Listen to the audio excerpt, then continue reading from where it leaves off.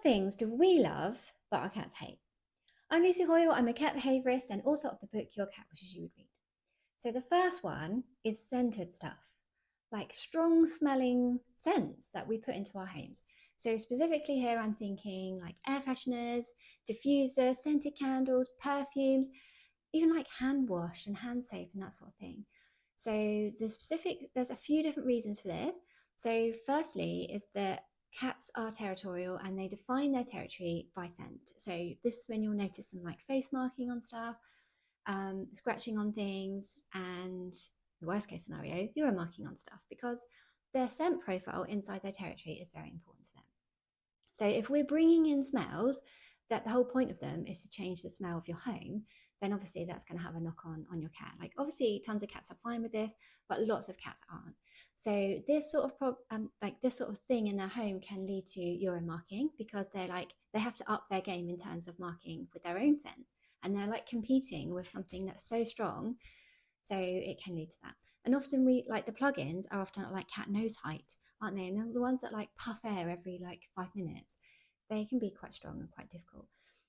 They can also cause toileting issues as well, because often we put scented stuff around the litter trays because they smell, because that's where the cat wees. So again, then if you're having toileting issues like house soiling or your cat weeing on the beds or away from the litter tray, then this could be the reason for that, because like it's aversive now, they don't want to go to that place. And I would definitely advise to avoid a scented litter, because I've seen so many just random ones like lavender scented or baby powder, cotton fresh, like all these really random scents that obviously are just to appeal to us. They can often put the cat off from using it, and I've seen that time and time again. And the last thing is it can, for some people, it can inhibit them getting to know you, and forming a relationship with you. Like I've had a friend come in who smelled very strongly of perfume and it was lovely, but when she held out her hand towards Fig, he hissed at her, and he's never really hissed at her before. I mean, he does hiss at my brother, but still, he across the board generally does not hiss at people. So that was enough for him to be like, absolutely no way. And this is why when I go to people's houses, I don't wear any perfume, and I try to like our hand wash are always like they don't smell strong. They're just like as basic as I could possibly get for that reason. Another one is a top opening litter tray. So these will often be like buckets with like they've got a lid, but they've got a hole in the lid, and the cat has to jump up and then go down into the tray. And I've seen a few different types. And again, some cats are using these totally fine. But for other cats, they can be really difficult for them to get in. And like they have to jump down into the litter. So if there's already a poo in there or they've used it a few times, then that's going to be gross. They're not going to want to do that. And in terms of where they can, like what position they can be in, there's really only one position, because often these aren't tall enough for the cats to stand up. So they have to have their head poking out the little hole. So you have to just be in that one position where your head fits out the hole and your bum fits in the rest of the bucket.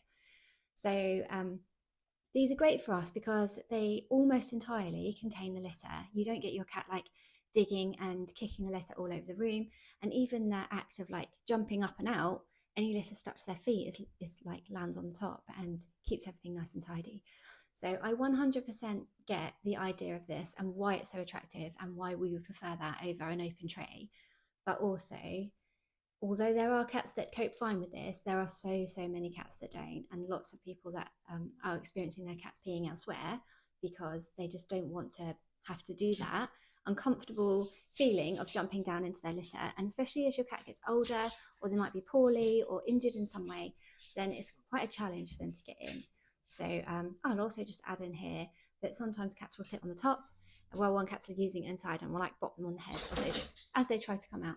So that's another reason why we should tend to avoid these if you're seeing your cat has house oiling issues at home. And the last one is bifold doors. And look, I'm like, I did it. I literally made an office with bifold doors, even though I would 100% say cats do not get on well with bifold doors.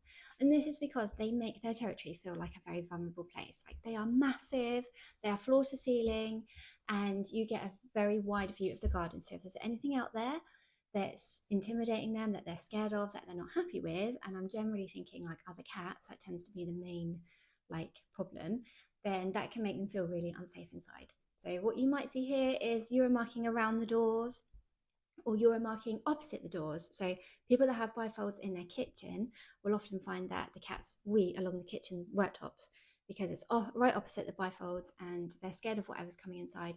And what they want is for someone to look in, say someone like a cat to look in, and then see all these marks that they've left. Obviously, they're scent marks anyway, but it is a very obvious mark that this is my territory. I don't feel comfortable with these doors being here. So again, something to bear in mind. Some cats are totally fine. Fig and Sparks don't mind it. They show no issues. But if you do have your marking problem, and you're thinking about getting bifold doors, then I would avoid it.